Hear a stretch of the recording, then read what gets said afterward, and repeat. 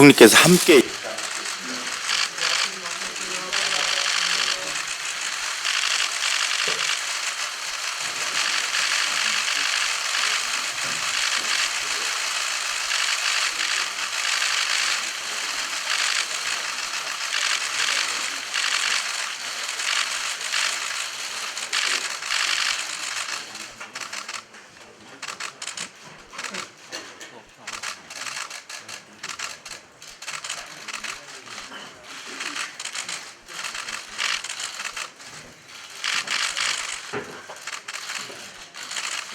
먼저 옆에 최장수 총리로 기관으로 훌륭하게 수행하신 이낙연 전 국무총리께 환영과 감사의 마음을 담아서 이해찬 당대표께서 꽃다발을 전달하시겠습니다.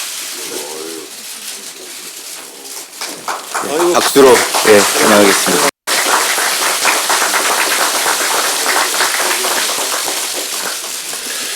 이어서 기념 촬영을 하겠는데요. 최고위원님들께서는 좀 일어서셔가지고 옆으로 한 줄로 서주시면 좋겠습니다.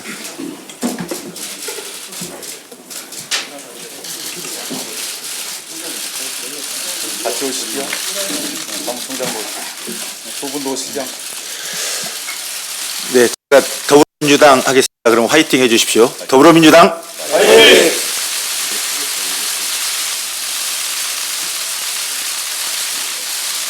예. 모두 자리에 앉아 주십시오.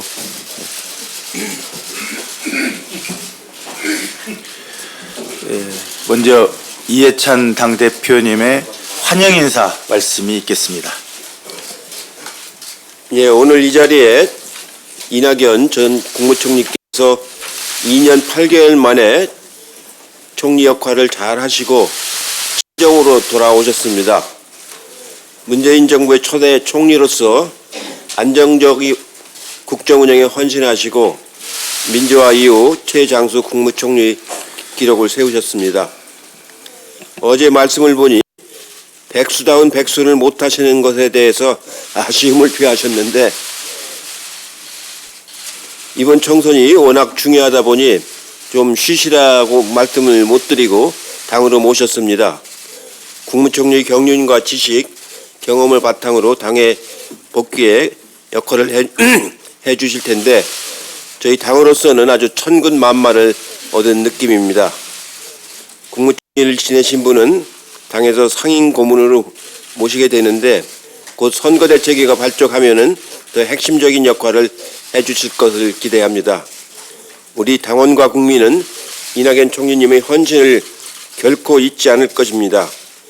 경무에 피곤하실 텐데 아직 하실 일이 많이 있습니다. 건강관리에 유념하시고 새해 복 많이 받으시기 바랍니다. 네, 이어서 이낙연 전 국무총리님의 당 복귀 인사 말씀이 있겠습니다.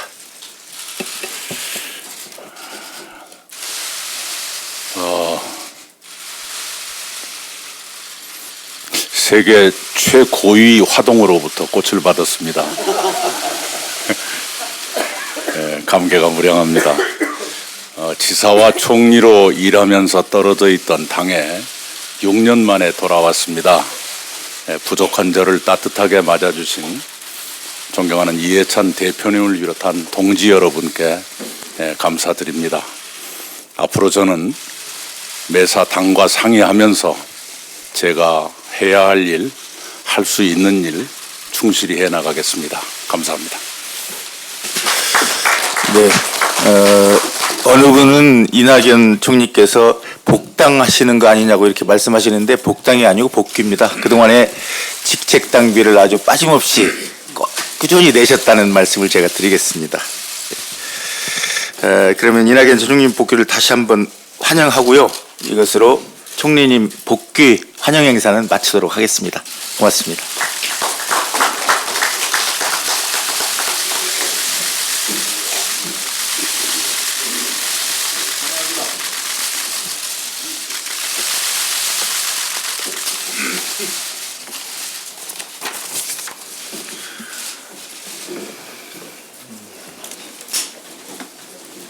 예, 그러면 이해찬 당대표의 속개 선언으로 더불어 최고위원회를 속개하겠습니다. 최고위원을 속회하겠습니다. 이해찬 당대표의 발언이 있겠습니다. 예, 오늘 최고회 끝나고 바로 이 자리에서 정책 발표를 하기 때문에 최고회를 좀 압축적으로 하도록 하겠습니다. 20대 국회가 가장 일을 안 한 국회라고 평을 많이 받았습니다. 그런데 지나고 나서 보면은 20대 국회에서 대통령 탄핵을 시작으로 해서 국면이 완전히 바뀌었습니다. 17년도에 대통령 탄핵을 했고, 이어서 작년 말에는 선거법을 개정을 했고, 공수처법을 만들고, 검경 수사권을 조정을 하는 법을 통과를 시켰습니다. 어떻게 보면은 지난 거진 30년 동안 수건이었던 여러 가지 중요한 제도를 만드는데 20대 국회가 잘 마무리를 했습니다. 건수는 적어도 가장 중요한 법은 20대 국회에서 잘 처리를 했다고 할 수가 있습니다. 이제 검찰개혁이 이제 본격적으로 시작이 되었습니다. 그동안에 일체 자기 혁신이 없던 분야가 검찰이었는데 이제부터 제도적으로 차근차근히 검찰개혁을 할 수 있는 기초가 이제 만들어졌습니다. 또 선거법이 통과해서 18세로 선거 연령이 낮아졌고 연동형 비례제를 도입함으로써 다양한 정당이 국회에 진출할 수 있는 그런 다원적인 정치가 이루어지는 좋은 계기가 만들어졌습니다. 정말로 어렵고 힘든 시간이었는데 모든 국민들께서 힘을 모아주신 덕분에 가능했던 일입니다. 다시 한번 국민 여러분에게 감사의 말씀을 드리고 개혁 후속 조치가 차질 없이 진행되도록 만전을 기하겠습니다. 이제 선거의 획정과 선관위에서 요청한 선거법 보완 사안들이 있기 때문에 신속하게 논의를 해서 선거에 혼란이 없도록 해야 할 것입니다. 미세먼지 저감 특별법, 과거사 정리 기본법 등 아직 통과되지 못한 법안들도 있습니다. 2월 국회를 열어 처리하도록 하겠습니다. 이제 우리 당은 공관위 출범을 시작으로 본격적인 공천심사 국면에 진입하게 되었습니다. 지금 민주당에는 인재 영입으로 스카우트 되신 분들은 물론이고 정부와 여러 분야에서 수준 높은 국정 경험을 하신 분들이 많이 참여를 하고 계십니다. 가히 민주당 입당 러시라고 할 만큼 다양한 분야의 폭넓은 인재들이 입당을 하고 계십니다. 민주당이 국민들의 다양한 요구를 대변하고 있다는 증거이며 국민들께서 민주당의 미래를 밝게 보고 있다는 징표이기도 합니다. 민주당을 통해서 정치를 하겠다는 그분들의 소망이 실현될 수 있도록 최대한 노력을 하겠습니다. 이를 위해 공정한 공천이 가장 중요합니다. 민주당은 당헌 당규에 따라서 공정하고 투명한 공천을 할 것입니다.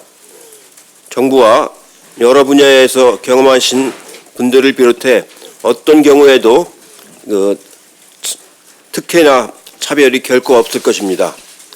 지난해 확정한 공천 룰에 따라서 경선을 원칙으로 할 것이며 국민과 당원들이 납득할 논리와 근거가 있을 때만 제한적으로 전략 공천을 하도록 하겠습니다. 역대 최대인 200개 가까운 지역에서 경선을 치를 가능성이 아주 높습니다.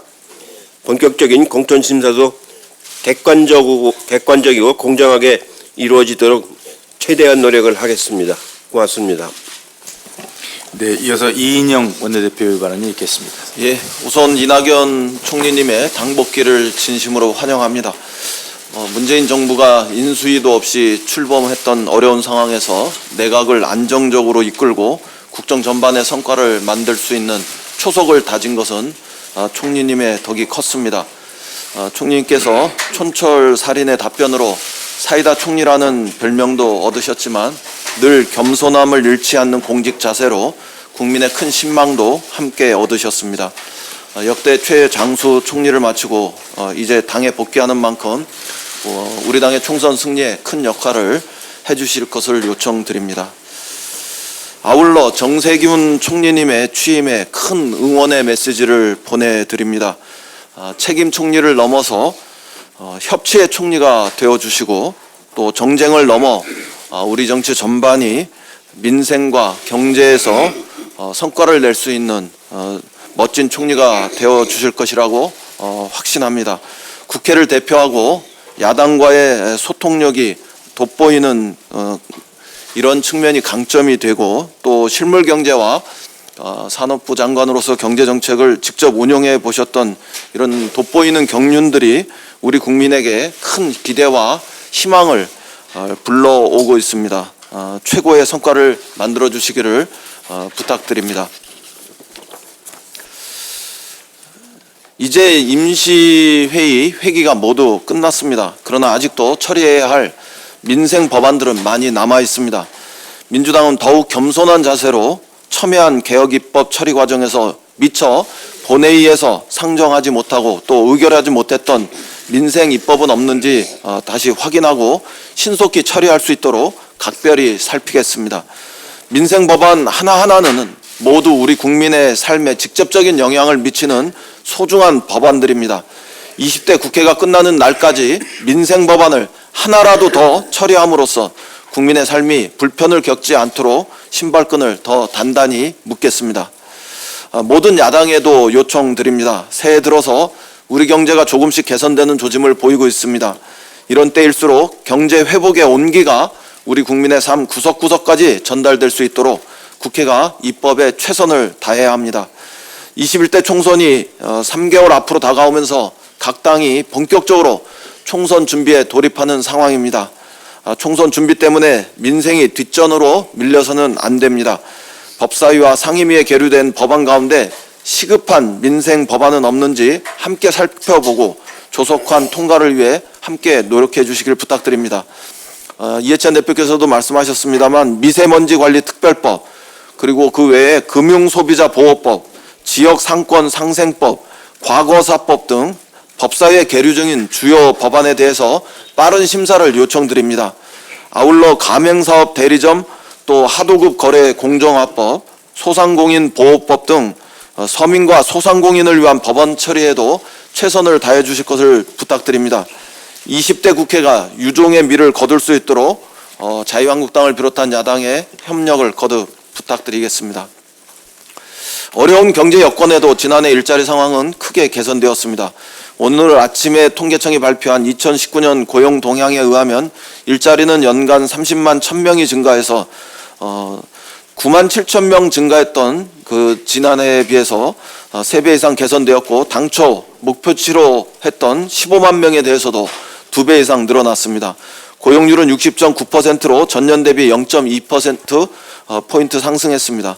특히 청년층은 인구가 8만 8천 명 하락했음에도 불구하고 취업자가 4만 1,000명이 증가해서 고용률이 0.8% 상승했습니다. 청년 실업률도 전년에 대비해서 9.5%에서 8.9%로 0.6%포인트 하락했습니다. 일자리의 질 역시 뚜렷이 개선되었습니다. 좋은 일자리인 상용 근로자는 44만 4천 명으로 늘었고 임시직과 일용직은 모두 줄었습니다. 유일하게 개선되지 않은 것은 40대 고용률로 0.6% 하락했습니다. 2020년에 문재인 정부의 경제정책의 핵심 과제는 변함없이 일자리입니다. 그간 일자리 정책이 주로 청년, 노인, 여성, 장애인 등 취약계층을 대상으로 했다면 올해는 우리 경제의 허리인 40대 일자리에도 집중하겠습니다. 정부는 3월까지 40대 일자리 종합대책을 세우기 위해서 기획재정부, 고용노동부, 산업자원부, 중기벤처부 등 범정부 합동으로 40대 일자리 TF를 구성하고 전수조사에 가까운 40대 일자리 실태 파악에 나섰습니다. 당도 정부와 긴밀히 협력해서 꼭 필요한 입법과 예산 지원에 나서겠습니다.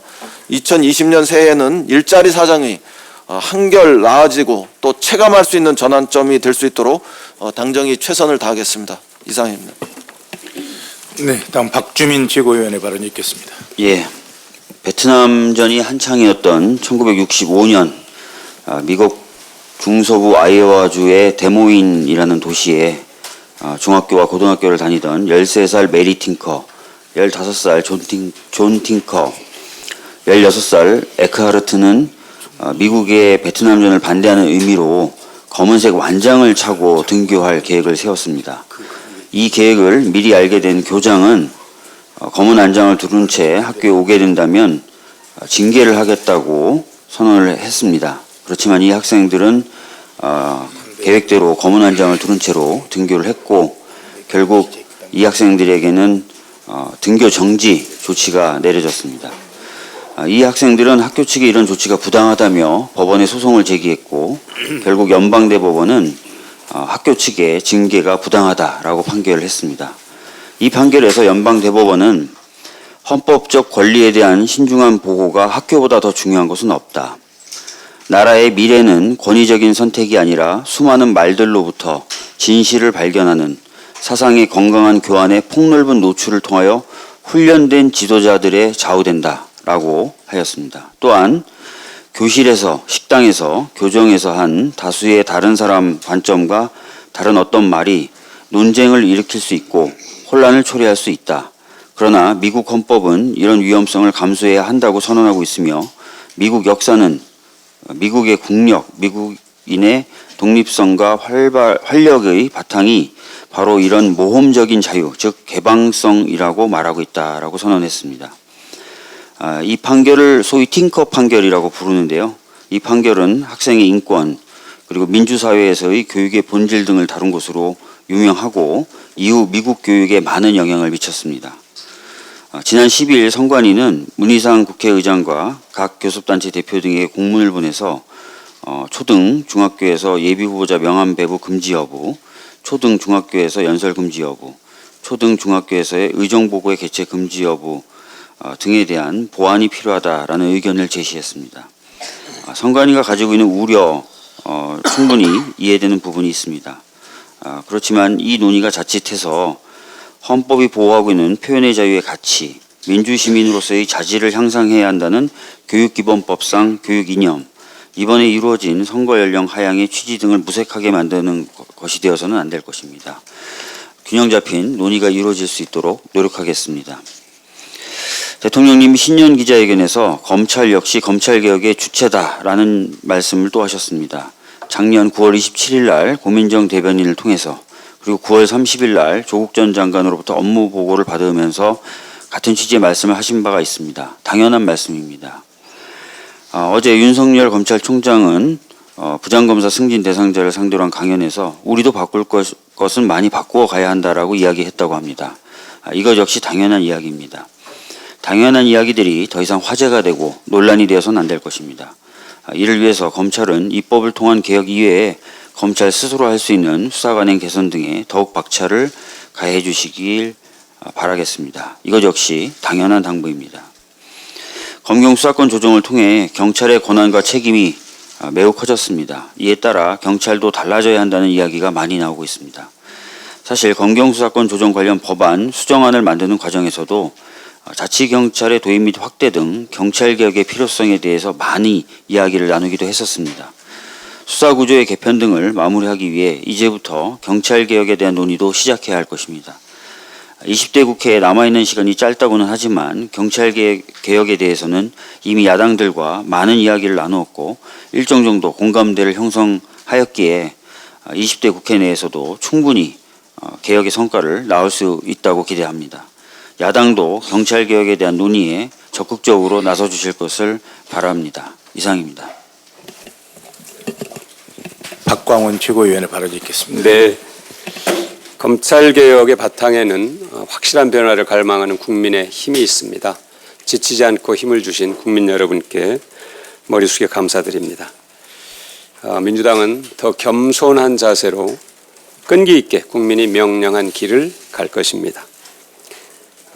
검찰개혁법의 내용과 또 그 처리 과정에서 우리는 적어도 3가지 정도의 의미를 확인할 수 있습니다. 첫째는 국민이 주인인 나라, 국민주권 시대의 틀이 보다 튼튼해졌다는 것입니다. 주권자인 국민의 자유와 인권이 보다 신장되는 길로 갈 것이 틀림없습니다. 박주민 최고위원님도 말씀하셨습니다만 경찰 개혁도 흔들림 없이 확실하게 지체 없이 실천해야 할 것입니다. 그 내용에 대해서는 박지원 말씀처럼 상당 부분 많이 논의가 돼 있는 것으로 알고 있습니다. 두 번째는 새로운 정치 질서의 가능성을 확인했다는 것입니다. 4+1은 민생개혁협치입니다. 총선 이후 새로운 국회에서도 민생개혁 협치 구조가 더욱 강화될 것으로 기대됩니다. 문재인 대통령과 정세균 총리도 확고한 의지와 현실적 구상을 밝힌 만큼 실현 가능성은 더욱 높다고 생각합니다. 세 번째는 총선에 임하는 국민들의 마음입니다.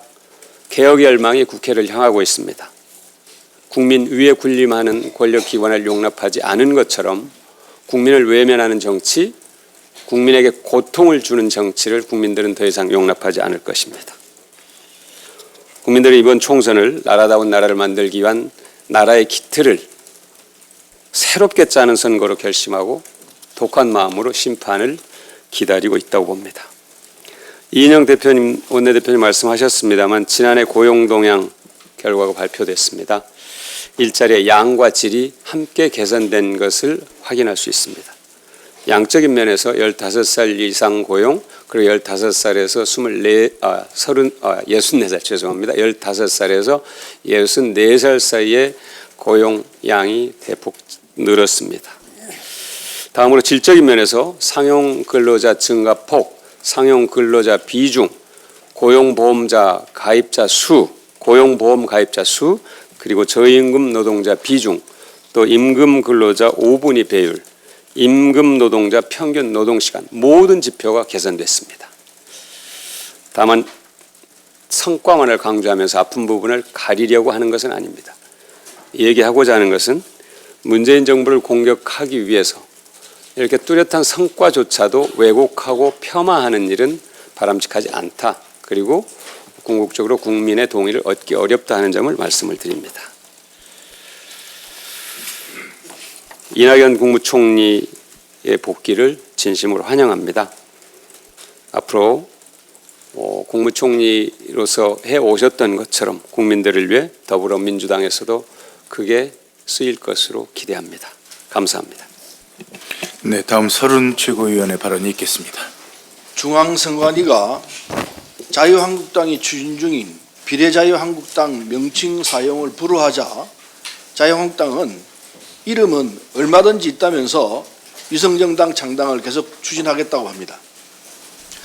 보수통합신당이 만들어질 경우 지역구는 통합신당 이름으로 공천하고 비례정당 이름을 자유한국당으로 해서 공천하는 방안도 검토 중이라 합니다.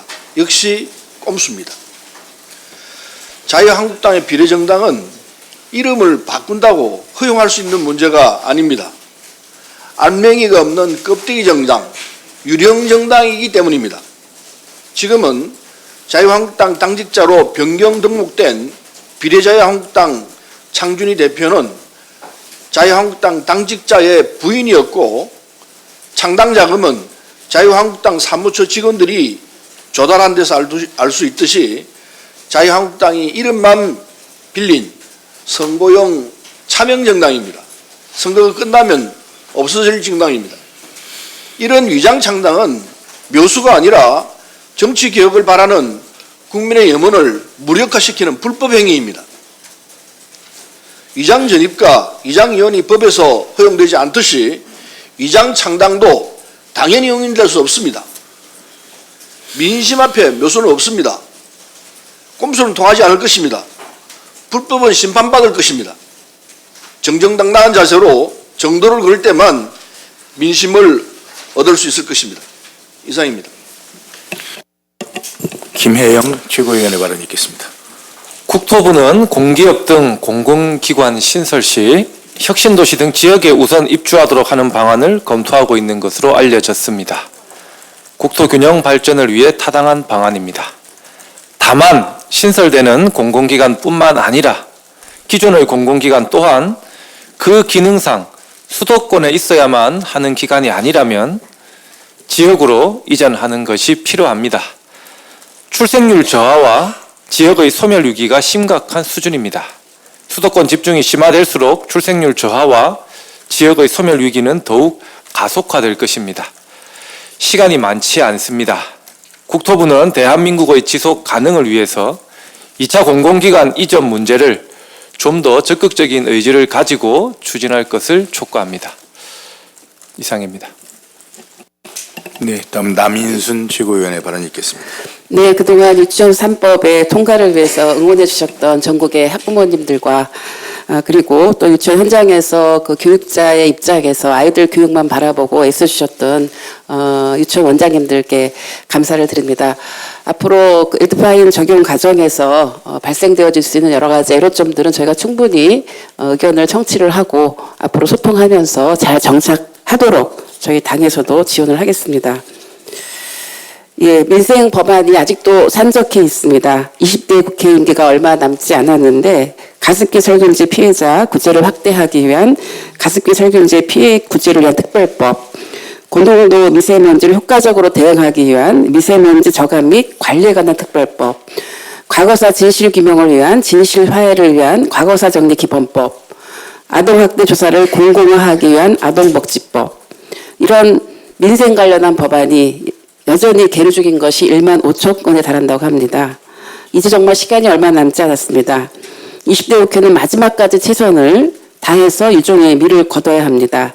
여야 합의로 이미 상임위원회를 통과한 법안들이 법제사법위원회에 자구심사 정도로 지금 남아있는데요. 이런 부분들을 조속히 통과시켜서 2월 임시국회에서 처리될 수 있도록 최선을 다해 주시기 바랍니다. 이상입니다. 네, 이어서 이수진 최고위원의 발언이 있겠습니다. 무기계약직으로 전환된 노동자들은 정규직 노동자라고 봐야 한다는 대법원 판결이 있었습니다. 내용에는 정규직의 차별적 대우는 위법하다는 결론이 담겨져 있습니다. 이번 판결을 계기로 정규직과 비정규직 가운데 놓여 있는 준규직이라 불리는 무기계약직에게도 정규직과 동일한 취업규칙을 적용해야 한다는 원칙을 재확인한 셈입니다. 차별당하고 있는 노동자들과 대법원의 평등 원칙에 선 판단이 어떤 사회적 변화를 가져올지 원칙을 중심에 두고 함께 판단해 볼 문제라고 생각합니다. 이상입니다. 네, 이어서 이형석 최고위원의 발언이 있겠습니다. 예, 민선 최장수 총리로서 문재인 정부의 국정 운영을 안정적으로 뒷받침했던 우리 전 이낙연 총리가 당에 복귀하셨습니다. 진심으로 환영하고 그 노고에 대해서 박수를 보냅니다.